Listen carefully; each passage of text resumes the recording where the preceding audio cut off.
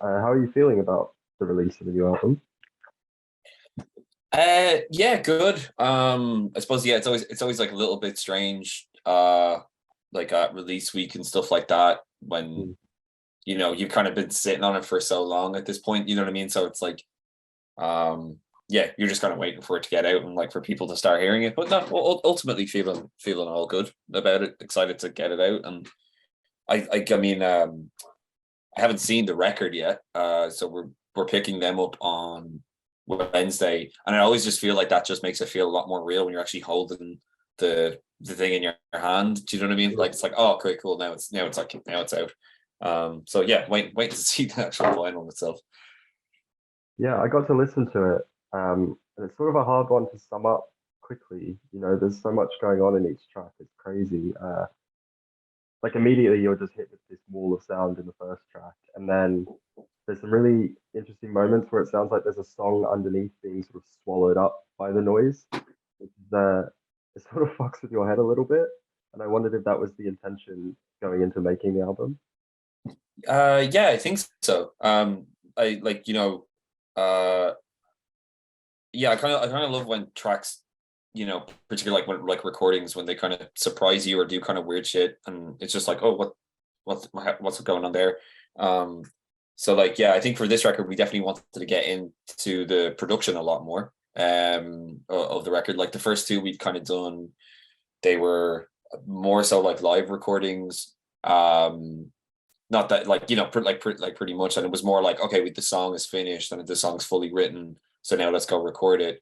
Whereas with this it was just like, okay, let's not worry too much about that, but instead let's just try to make something, like really see the studio as as an instrument, like that kind of cliche thing, but it was like definitely a thing for us.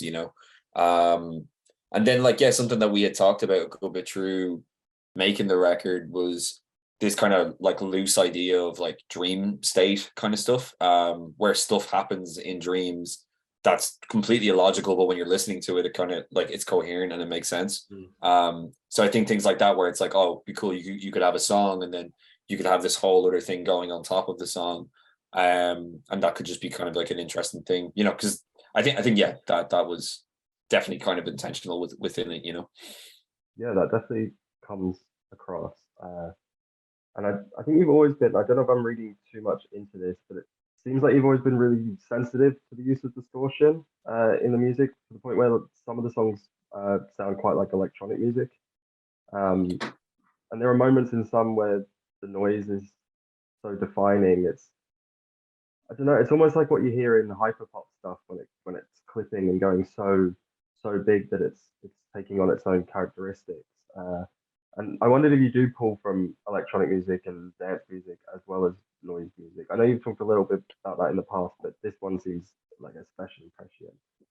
Yeah, I think so for sure. I think like electronic music, like whether that's kind of modern stuff like hyperpop where it's just like Mm, blown out and like super wild, like that's like I find that really exciting, like particularly from a production perspective. mm, Um but also like even like older electronic stuff like Raymond Scott and stuff like that, like the Manhattan Project thing, where it's just like, lots of that is like ads and stuff, like, but just the use of synthesis and stuff was really, really, really interesting in it. So we weren't using a lot of synthesis in this, in sense of like we didn't have like traditional synthesizers, but what we did use a lot through it was like little noise generator machines. So they mm. are synths, but like they just like you just turn them on and you've not like it just goes. You know what I mean? It just makes noise and you can just turn knobs, but it's kind of irrelevant what knobs you're turning. It's just making different sounds every time. Um, so like that like getting into synthesis and then just kind of seeing like, oh well, instead of just using traditional synthesizers we could use these kind of things. That was always interesting to us as well. But yeah, electronic for sure. I think like with like being inspired by like noise music, um like noise rock is like it's quite like a broad like term in Yeah, my head. I, yeah, I yeah, yeah. don't know exactly what that is.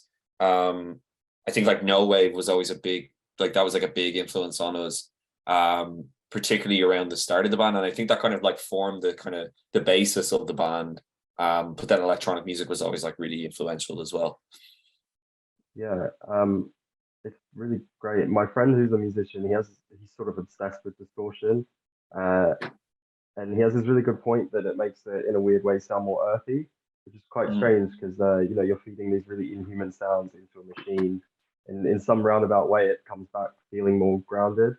Uh, how conscious are you of using distortion in your songs? Because, like I said, it feels really sensitive. It sounds like you guys are really, really comfortable with playing very loud noises for a very long time and very in tune with the nuances buried within that. And I don't really know.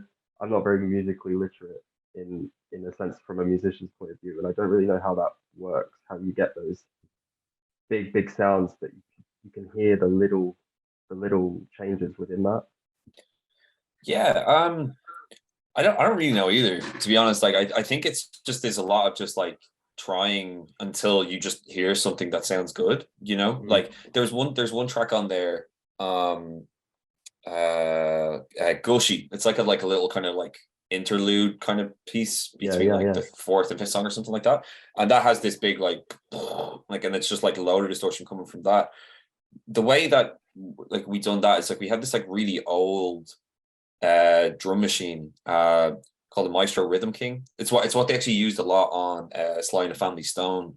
There's a riot going on, so it's like just this old drum machine. You just press it, it just plays like a beat, and all you can do is just like slow it down, or that's it. There's no other controls on it. It's not like, oh, you can turn the kick up or you can program it. It's just like buttons on Mm. or off. But what it does have is that it did have like has these little samples of like you can press a kick, you can press a snare, and you can go boom boom boom boom like that kind of thing. And I was messing around with that in the studio by myself, but like because it's so old, it just has this massive hum off it. So it's just when you turn it on, it's like it's just that going. And for whatever reason, I had a load of like, so I had that DI'd straight into like recording software, and I had like a load of distortion put on it. And it just started coming back like just like huge wave of noise. I was like, oh shit. And like I pressed the button and then it done like that sidechain thing. I was like, oh, that's really cool. So it was like totally by chance that Mm. worked out. But what I found is that like when I was listening back to it, it done this like really nice thing at like the bottom of my eardrum or something, where it just like tiggled that part. I was like, oh, that's really nice. I don't know why it's doing that, but that's cool. And then when we first went to start mixing it, whatever way we EQ'd it, that just disappeared. I was like, nah, it was better. I don't know what we've done or how we've lost that, but we need to try to get that Mm. back. So I think we got it back. But like it's so, like some of that stuff I don't really understand, but it's just like when it sounds right, it sounds right, you know. And I think, yeah, like with distortion and like, affecting instruments or affecting synths, it's like, you know, you can just throw it on everything, and sometimes it'll just all cancel out. But like if you just pick and choose the bits to like really accentuate and push, then small little changes can become a lot more extreme, I Mm. think. Yeah, I know exactly the song you're talking about. It is kind of like the loudest ASMR I've ever heard. It does just like Yeah, get yeah. in you. Is there a lot of is that your process like a lot of messing around then when you're writing? I think so. Yeah, I think there's like, it's never a process of like somebody comes in and they're like, hey, I've got like this verse and this chorus. Um, can we try put this together? It's never like that. Like for this record, a lot of it was like just us coming into like our rehearsal space, that studio space, Mm. and just starting from scratch and not necessarily playing all together, but instead just being like, all right, well, we try get a sound going, and then you get a sound and it's like, oh, it could be nice if there was like some like this kind of rhythm underneath it. And then you're like, okay, how could we do that rhythm? So like just like really soft kicks and then just like blowing them up a little bit in the like with effects and stuff. So there was a lot more of that. Like there's another track on there, Capra, which is like this, like it's kind of like this hardcore punk song, and then there's Mm. like vocals that just kind of, it's like a spoken word thing comes in on top of it. But for like the kind of punk song that was there, like we wrote that and it was like, okay, it's kind of cool, but it's like it can't just be that, because then it's just kind of like, okay. But then we were like, oh, it'd be cool to like, so we took the recording and just ran that through our pedal boards, and then we're Mm. just like playing with it, just like totally throwing it out, and like doing stuff like there's on the on one of the pieces of recording equipment, there's this thing called phase.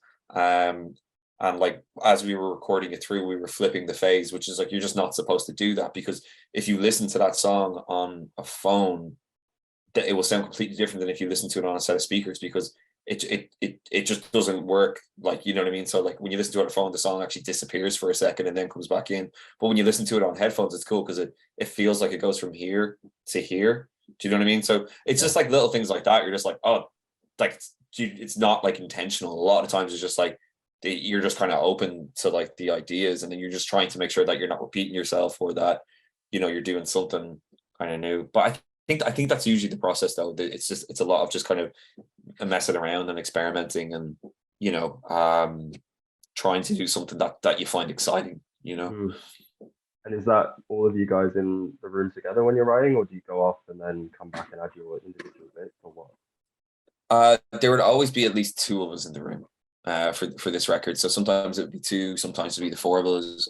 But yeah, there was always at least two of us in the room at one point, which was different because, like, say with the first record, it was like the four of us the whole time, writing together as a band and writing the songs like as a band, where this was a lot more kind of just kind of in the box and just taking samples of like drum stuff that we done and then just moving them over. And yeah, it was just quite fun, like, to change up the process a little bit. Yeah, but yeah, so yeah, usually at least two or three of us, you know. Yeah, why did the process change up this time? Was it just logistics, or I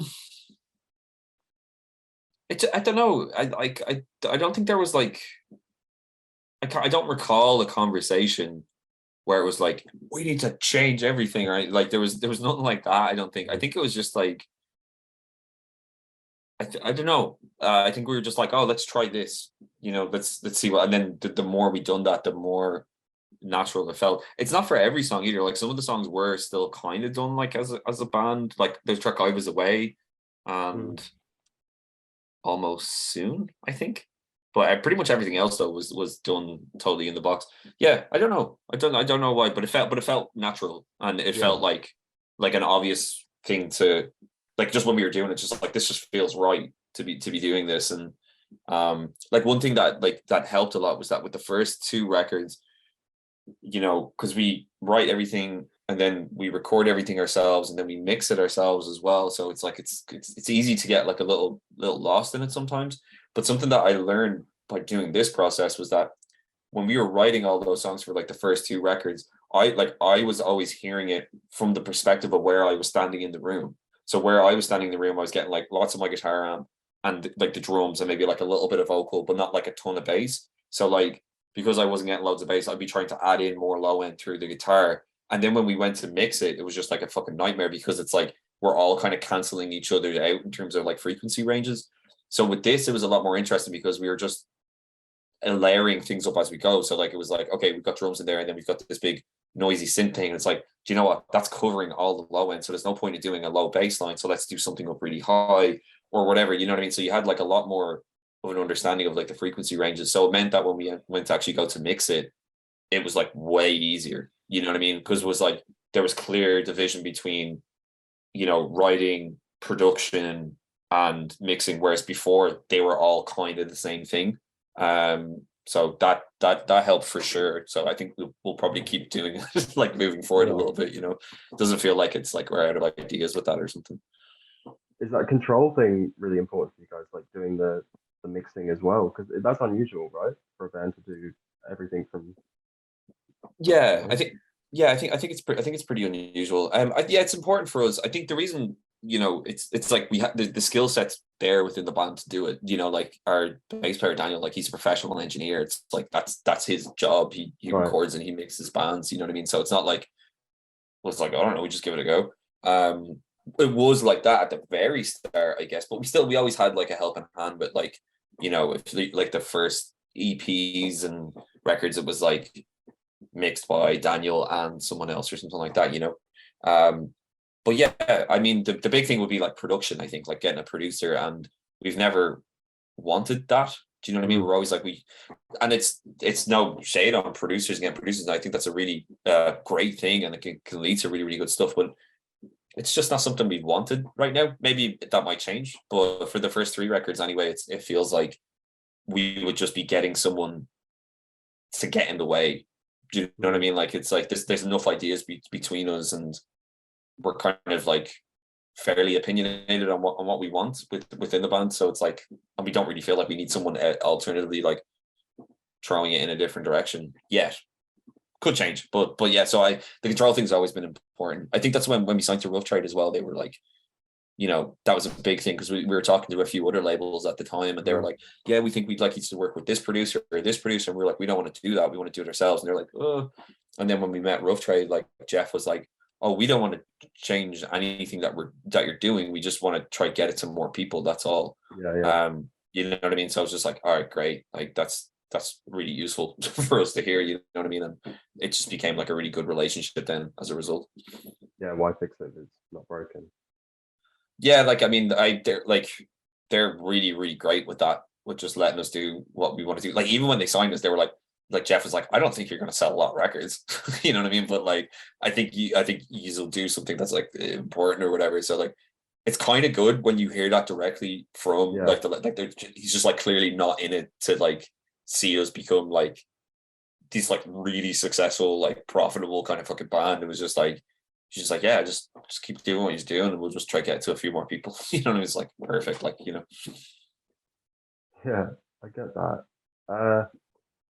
I guess, well, yeah, with the mixing as well. This album, it feels like you can hear the lyrics a lot more, and not even in a good or bad way. It's just the lyrics are a big standout in this album as well, from a writing point. But you can hear it a lot more, and there's a lot more definition of between like the noise and the lyrics in this one. Yeah, that was definitely intentional. I think with the first record, it was, you know, we wanted everything to be really, really roomy. And we'd done that, but like you lose a lot of clarity and definition when stuff is really roomy. And then for the second record, the mic that we ended up using on the vocals, there's just like, it sounded nice, but there's like not a lot of fidelity in the high end. And if you listen to like particularly like modern music, like modern hip hop or modern pop, there's so much in the highs. You know, loads of it really, really exists up there. So you get that real kind of breathy quality to lots of stuff. I think we kind of wanted to get more of that in this, you know. It was just like, let's not shy away from making stuff sound like a bit like more produced or a bit more kind of polished like that, because we can still destroy it like as well, like throwing other stuff on it, but like just to have that kind of clarity. So yeah, that was definitely really intentional, and not shying away from having vocals louder in the mix, or yeah, like even like the vocal effect, it's like kind of like mostly like a digital reverb, but like a tight, wide digital reverb. So it's like, it sounds really full or something. But yeah, definitely intentional for sure. Yeah, it's funny. Whenever I get stuck in my writing, I sort of have like a mantra, which is like every now and then just stop making sense. And it's like you've taken that to the extreme. And I was wondering where that came from, where you guys were drawing those lyrics out from, and where that comes into the process with the music as well. Yeah, so like I mean, Dara writes all the lyrics himself. So that's like totally his process. I think, you know, like, you know, he's quite surreal in the lyrics that he writes. It's when you know him personally, and obviously we've been friends since we're like 14 or whatever. It's like I kind of get like 90 to 95% of the references. They're like really, really cryptic, and it's just like, I don't know how anybody else, for some of them it's just like, all right, there's just no way you would get that unless it's literally explained to you like, oh, that's what that was about, or that came from there. But I know he does a lot of stream of consciousness writing, you know, and then for us, I think with this record, we were trying to push him to write some stuff that was a bit more direct, because like the talkies was like, I really love the lyrics on that record, but they're like just like really cryptic, and it's just like, I just don't know if anybody will understand like a lot of like the majority of the lyrics on it, you know. Whereas like, I think it'd be cool, I was like, I feel like it'd be cool to have a few tracks in there that are just a little bit more like there's just more of a way in or something, you know, where it's just like, okay, cool, you understand those bits, and then he can kind of push it a bit further in other ways. Yeah, but in terms of his writing process, I mean, I can't really speak on it Yeah. that much because I don't do it. Do you know what I mean? Like I think it's I just think mm, I think it just shows the power of good writing and the power of good music too, though, which is sort of such a base universal language that even though there are moments of nonsense, you still manage to draw out very clear emotions with the music. And I mm. think that's what comes across in this album really, really well, and why they stand out, and why it's nice to like hear them both work in unison so Oh, nicely. thanks, man. Yeah, Yeah. thank you. Um, yeah, it was interesting to talk about like noise as such a big genre as well. And I don't want to shoehorn you into a label, but for the sake of the question, I feel like a lot of post-punk bands, noise bands recently have been lyrically, musically leaning away from like the punk tradition of being really political. And a lot of the most interesting punk post-punk stuff over the last few years, including this album, felt really lyrically experimental and quite personal and very direct, like you said. Uh, why do you think this is, and is that something you're conscious of, like aware of the sort of aim of punk, but trying to be a bit more personal with it rather than so broadly political? I don't know if Yeah, that question makes sense. It's sort of something I've been thinking about a lot recently, and I'm not really sure where to like tackle that, where to get into yeah, that. no, no, I think I get you. Like we've never been really like a outwardly like political band in terms of like making like in music, like making big political statements. Mm. Um, and I don't. It's not that it's like, oh, don't want to be doing I that or know, anything like yeah, that. Like I really really respect bands that do that, and a lot of those bands have been really uh influential. And it was like like like something like Fugazi or that kind of thing.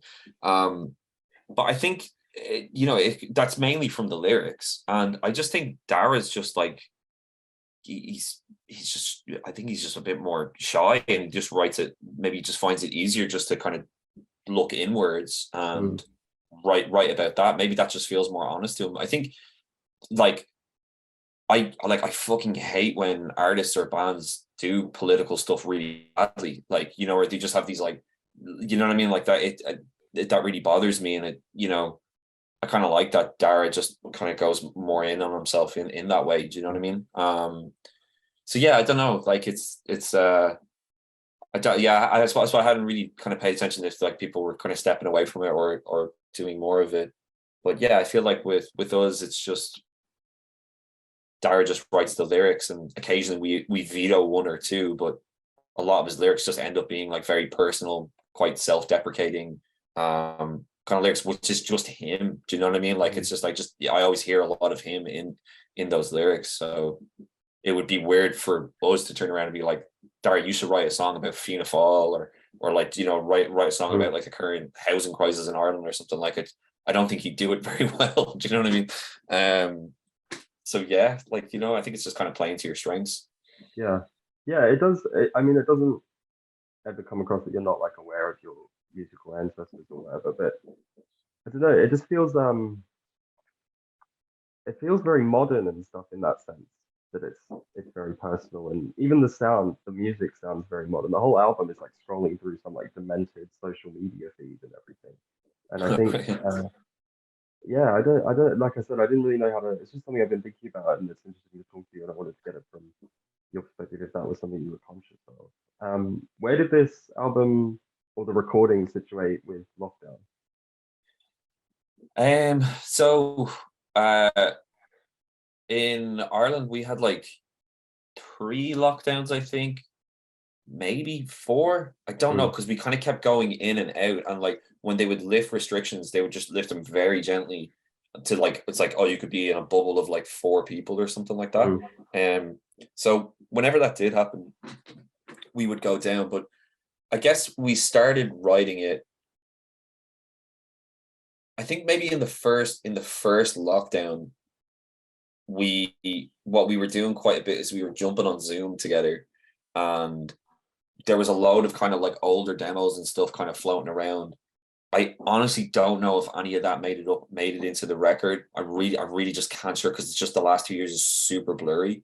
But I think what we did was we were listening to them and then we were taking notes and then we were just kind of chatting together in Zoom.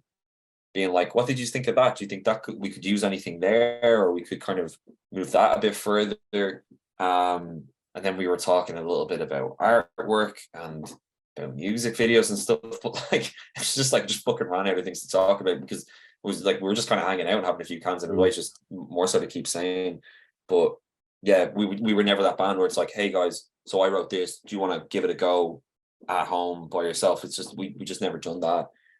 So it was whenever we were lifted from lockdowns, we would go down and we would just hang out, and that became really good for us, I think, because our rehearsal space slash studio space just became like our main hangout place for kind of since then, really. Like, you know, it was just a case of like, okay, well, we don't have to go into town and go to some like shite club where we're paying like crazy money for pints to listen to music that we just don't want to listen to, and stand in a smoking area and just be fucking uncomfortable because you're getting a bit older, and it's just like, God, like what am I doing? Where it's like we could go down here to like our space, like, and you know, hang out, listen to our own tunes, and it just, I don't know, it just it felt really good. I remember like I saw an interview with Missy Elliott and Timbaland, and they were talking about this, like when they were first starting, they're like, all we did was just hang out together in our like our studio, and that's just where we spent all of our time together. We just hung out,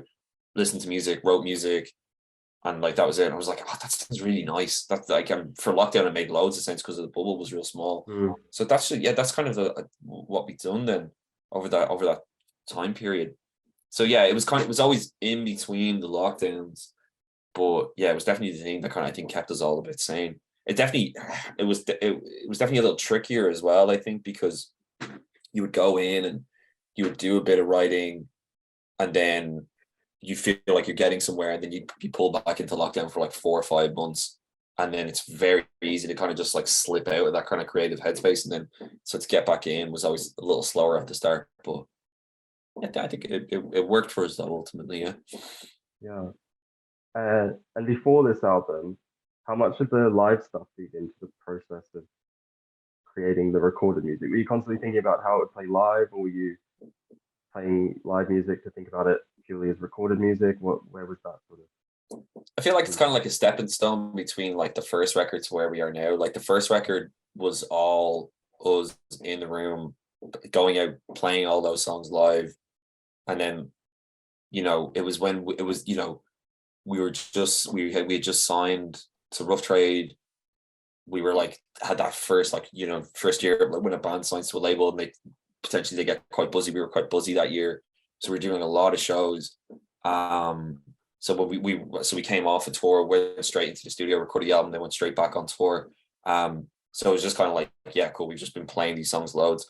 Then for the second record, you know, there was like a hiatus in the band for like health reasons. So we had maybe like 2 or 3 songs that we were playing live before we went on the hiatus that were on the talkies.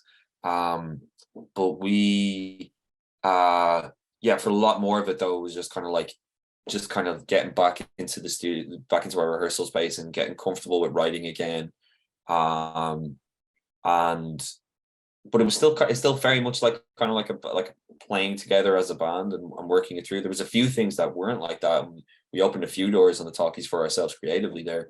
And I think that was really, yeah, because we've done a little bit of that on the talkies. There's like a track called like Prefab Castle, it's got this big kind of music on crep bit in it. And it was just like, that was really exciting for us. And then there's other stuff where it's like we wrote just by looping stuff, but then we always went back and re-recorded it properly. So with this record, it was like, let's not worry about re-recording it properly. Let's just like put the sounds down now and kind of commit to them. So like that track, Pratfall on the new record, like we wrote that on, recorded it the same day. So like the writing process was the recording process, and that was the finished track. Like, so it was just like a few hours, and it was like cool. It was like, cool, that feels good. It's like, all right, we'll just step away from it and come back to it a few days later. And we came back and we're like, don't really think design. We just kind of edited it down a little bit. And then the next thing we done was we just mixed it when we were mixing the record. So there was a good bit more of that kind of approach to it, you know?